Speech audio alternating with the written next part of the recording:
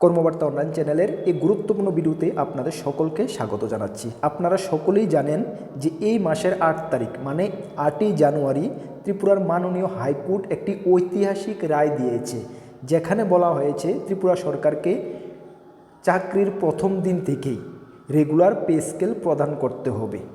ওই রায়ের দেওয়ার পরে ত্রিপুরা সরকার কিন্তু একটু বেকায়দায় রয়েছে এবং ত্রিপুরা সরকার আপকামিং যে চাকরিগুলোর রিক্রুটমেন্ট করবে, বিশেষ করে জিআরবিটি2, টেট, অ্যাসেম্বলি মানে যে পোস্টগুলোতে ফিক্সড পে বেসিসে নিয়োগ করা হয়ে থাকে, সেই নিয়োগ প্রক্রিয়া কি আপাতত স্থগিত রাখার সিদ্ধান্ত করা হচ্ছে শীঘ্রই। এমনই কিছু গুরুত্বপূর্ণ লাইন আজকের এই গুরুত্বপূর্ণ নিউজ পেপারের আর্টিকেলে উঠে এসেছে। তাছাড়া আপনারা যারা ফিক্সড পে কর্মচারী রয়েছেন, আপনাদের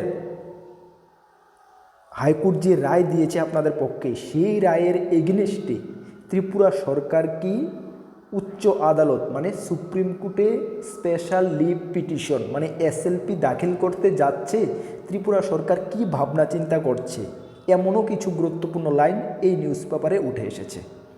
সুতরাং ভিডিওটা আপনাদের জন্য গুরুত্বপূর্ণ। কেন গুরুত্বপূর্ণ কিছু পয়েন্ট উঠে এসেছে চাকরি প্রত্যাশী এবং ফিক্সড পে কর্মচারী, ভাবলাম আপনাদের সঙ্গে এই নিউজ পেপারের কার্ডটা শেয়ার করি।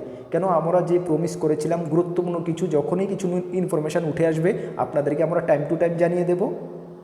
ইয়েস, আমরা এই নিউজ পেপারে কী আর্টিকেল উঠে এসেছে আপনাদের সামনে পড়ছি এবং আমরা বিস্তারিত বুঝতে চেষ্টা করছি। আপনারা সঙ্গে থাকেন, কিছু একটা জানতে পারবেন এই ভিডিও থেকে। আর আপনাদেরকে জানিয়ে দিই, আপনারা যদি এই চ্যানেলে প্রথমবার এসেছেন বা তোমরা চাকরি প্রত্যাশী এই চ্যানেলে প্রথমবার এসেছো, অবশ্যই চ্যানেলটিকে সাবস্ক্রাইব করে পাশের অল অপশনাল বেলটিকে প্রেস করে রাখবে। এই চ্যানেলে আমরা গভর্নমেন্ট জব ইনফরমেশান, বিভিন্ন কম্পিটিটিভ এক্সামের প্রিপারেশান এবং সরকারি চাকরি পেনশনার এনি আপডেট ডিএ থেকে শুরু করে এইট পে কমিশন থেকে শুরু করে সব কিছু আমরা টাইম টু টাইম সঠিক তথ্য সঠিক ইনফরমেশান এই চ্যানেলের মাধ্যমে আপনারা বা তোমরা পেয়ে যাবে। অবশ্যই চ্যানেলটিকে সাবস্ক্রাইব করে পাশের অল অপশনাল বেলটিকে প্রেস করে রাখবে। তাছাড়া আপকামিং বিভিন্ন এক্সাম যেমন জেল পুলিশ থেকে শুরু করে word secretary, high court, TPSC, SSC, railway all এক্সামের বেস্ট কোয়ালিটি নোটস আমাদের কাছে রয়েছে। যদি আমাদের থেকে নোটগুলো নিয়ে পড়তে চাও তোমরা, অবশ্যই আমাদের হোয়াটসঅ্যাপ নাম্বার ভিডিও ডিসক্রিপশনে আছে, সেই নাম্বারে যোগাযোগ করে পিডিএফ নোটস নিয়ে নেবে, ভালো রেসপন্স পাবে। কেননা আমরা বেস্ট থেকে বেস্ট কোয়ালিটি প্রত্যেকটি এক্সামের জন্য নোটস রেডি করেছি, যেটা আমরা গত 7 বছর ধরেই করে আসছি। আচ্ছা, এই যে প্রথমে কি বলা হয়েছে দেখেন, সমস্ত নিয়োগ প্রক্রিয়া স্থগিত রাখার সিদ্ধান্ত হচ্ছে শীঘ্রই। এখানে বিস্তারিত আমরা লাইনগুলো পড়ছি এবং আমরা বুঝতে চেষ্টা করছি। আচ্ছা, বলা হয়েছে রাজ্যে সরকারি চাকরির স্থির বেতনে নিয়োগের ক্ষেত্রে হাইকোর্টের নিষেধাজ্ঞার পর এবার মহাসংকটে পড়েছে বিজেপি নেতৃত্বাধীন রাজ্য সরকার। এই ইস্যুতে সরকার কার্যত দিশেহারা। এই পরিস্থিতি থেকে পরিত্রাণ পেতে সরকার যে ধরনের কঠোর সিদ্ধান্ত নেবার কথা বিবেচনা করছে তা কিন্তু রাজ্যের শিক্ষিত বেকারদের মধ্যে চরম হতাশা বয়ে আনতে পারে। লাইনটা বুঝতে পারছেন আপনারা বা তোমরা? স্থির বেতনে আর নিয়োগ নয়, নিয়োগ করতে হবে নিয়মিত বেতনক্রমে। পাশাপাশি যারা মামলায় জিতেছেন তাদের নিয়মিত বেতনক্রমের হিসেব করে 3 মাসের মধ্যে বকেয়া মিটিয়ে দিতে হবে। এই সময়ের মধ্যে না দিতে পারলে 9% হারে সুদ দিতে হবে। হাইকোর্টের এই নির্দেশের পর রাজ্য সরকার প্রমাদ শুনে দেখল মামলার গুটি কয়েক আবেদনকারী জিতেছে। তা বড় কথা নয়, হাইকোর্টের এই রায় কার্যত করতে গিয়ে এই মুহূর্তে হাজার হাজার স্থির বেতনের কর্মচারীদের ক্ষেত্রেও নিয়মিত বেতনক্রম হিসেব করে বকেয়া টাকা দিতে হবে। এর জন্য রাজ্য সরকারকে প্রতি বছর কয়েক হাজার কোটি টাকার বাড়তি বোঝা বইতে হবে। সমস্যা হলো টাকা কোথা থেকে আসবে। বর্তমান সরকারি কোষাগারে হাইকোর্টের নির্দেশ অনুযায়ী বকেয়া মিটিয়ে দেবার মতো অর্থের বড্ড অভাব। উদ্ভূত পরিস্থিতি থেকে আপাতত পরিত্রাণ পেতে আমলাদের একাংশ মুখ্যমন্ত্রীকে নাকি পরামর্শ দিয়েছে হাইকোর্টের রায়ের বিরুদ্ধে সুপ্রিম কোর্টে স্পেশাল লিভ পিটিশন করা যায় কিনা। যাই হোক, বিষয়টি আইন দপ্তরের খতিয়ে দেখছে। পাশাপাশি নিয়মিত বেতনক্রম হিসেবে হাজার হাজার কর্মচারীকে বকেয়া মিটিয়ে দিতে সরকারি কী পরিমাণ অর্থ লাগবে পারে তার পরিশৃঙ্খলা রিপোর্ট দেওয়ার জন্য অর্থ দপ্তরকে বলা হয়েছে। আচ্ছা, সচিবালয় সূত্রের খবর, অর্থ দপ্তরের কাছ থেকে রিপোর্ট পাওয়ার পর রাজ্য মন্ত্রিসভার পরবর্তী বৈঠকে অর্থ দপ্তরের রিপোর্ট ও আইন দপ্তরের পরামর্শ এই বিষয়গুলি নিয়ে আলোচনা হবে। তার মানে ত্রিপুরা সরকার বর্তমানে দুটো সাইটই খতিয়ে দেখছে। যদি সকল ফিক্সড পে কর্মচারীদেরকে রেগুলার করে দিতে হয় তাহলে কত টাকার প্রয়োজন সেটা অর্থ দপ্তরকে দেখার জন্য নির্দেশ দিয়েছে, এবং অপর সাইডে আইন বিশেষজ্ঞদেরকে নির্দেশ দিয়েছে যদি সুপ্রিম কোর্টে এসএলপি করা যায় কি না, এসএলপি যদি করা হয় সেটার ফিডব্যাক কি আসতে পারে, সরকারের কি বেনিফিট হবে না সরকারের কি হতে পারে, দুনো সাইড সরকার কিন্তু বিবেচনা করছে। আচ্ছা, ওই মন্ত্রিসভার বৈঠকে সিদ্ধান্ত নেওয়া হতে পারে, মানে পরবর্তী যে মন্ত্রিসভার বৈঠক রয়েছে সেই মন্ত্রিসভার বৈঠকে সেই সিদ্ধান্ত গ্রহণ করা হবে। বর্তমানে দুটোটা সাইড সরকার মানে ভালো করে বিবেচনা করে দেখছে।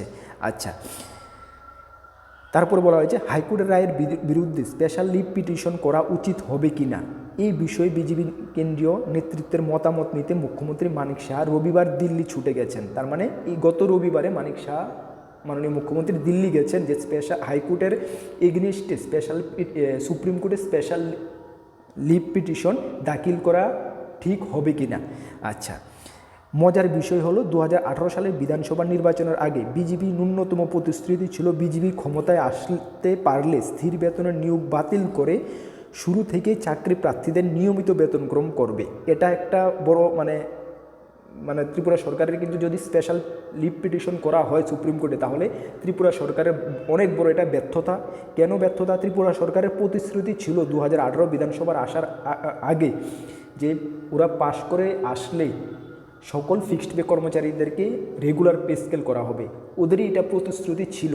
বাট এখন যখন হাইকোর্ট রায় দিয়েছে এখন ওরা এটার এগেনিস্টে যদি সুপ্রিম কোর্টে এসএলপি করতে যায় তাহলে এই সরকারের বিজেপি সরকারের অনেক বড় এটা একটা ব্যর্থতা।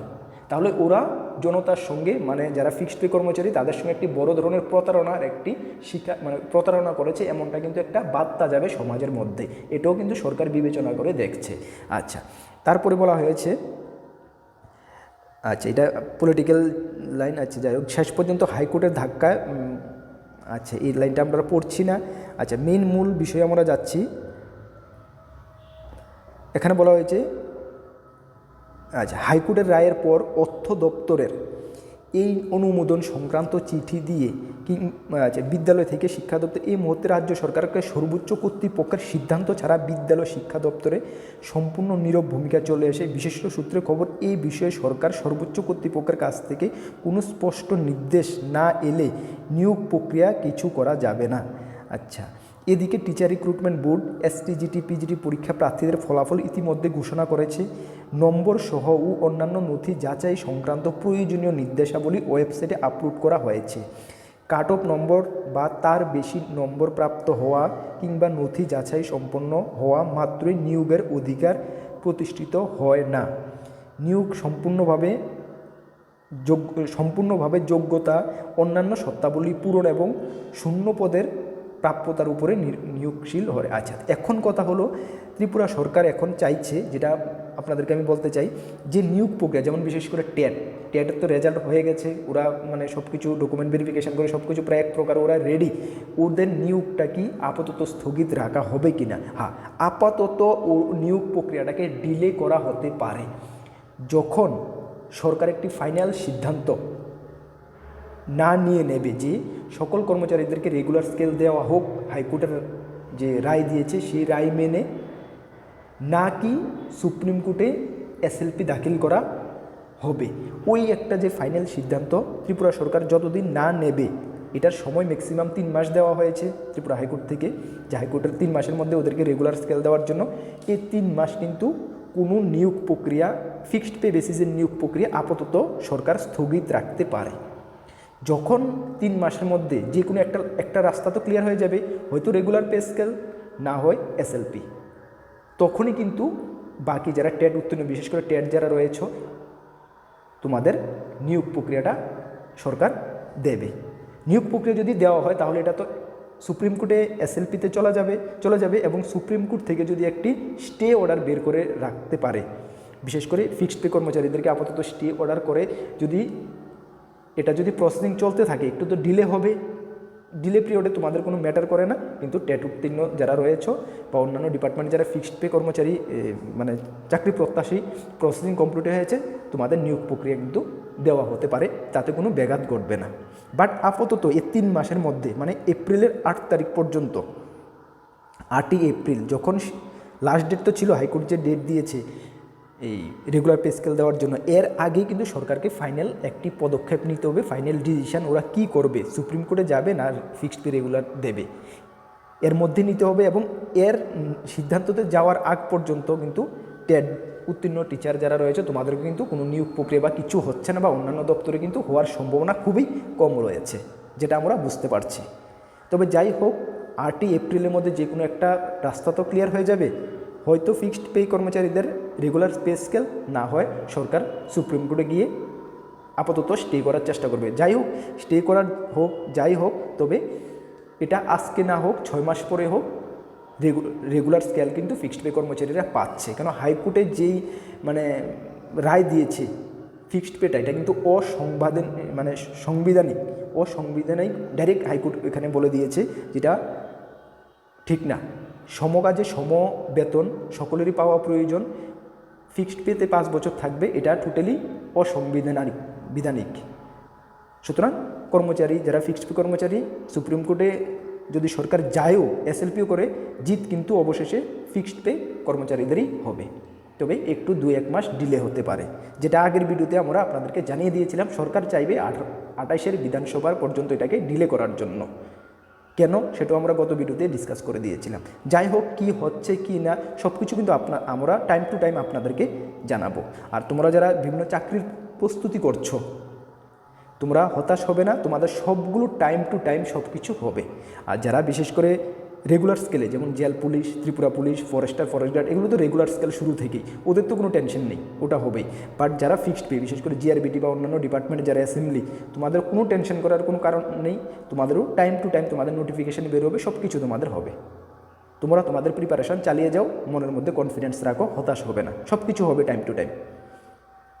আর তোমাদেরকে জানিয়ে দিই, তোমরা যারা বিভিন্ন চাকরির প্রস্তুতি খুঁজছো বা নোটিফিকেশান খুঁজছো, চাকরির জব নোটিফিকেশান প্রস্তুতি করছো, অবশ্যই আমাদের সঙ্গে জড়িত হতে পারো। আমাদের 2টি গ্রুপ রয়েছে, একটি টেলিগ্রাম গ্রুপ, একটি হোয়াটসঅ্যাপ গ্রুপ।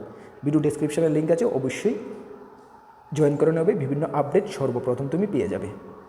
আর আপনারা যারা চাকরি প্রত্যাশী রয়েছেন, অবশ্যই গুরুত্বপূর্ণ আর্টিকেলগুলো, নিউজগুলো আপনাদের কলিগদেরকেও জানিয়ে দেবেন। আর নতুন এসেছেন আমাদের চ্যানেলে, অবশ্যই চ্যানেলটিকে সাবস্ক্রাইব করে পাশের অল অপশনাল বেলটিকে প্রেস করে রাখবেন। নেক্সট কোনো গুরুত্বপূর্ণ কোনো টপিকে আপনাদের সঙ্গে দেখা হচ্ছে। সকলকে বেস্ট অফ লাক। জয় হিন্দ, বন্দে মাতরম।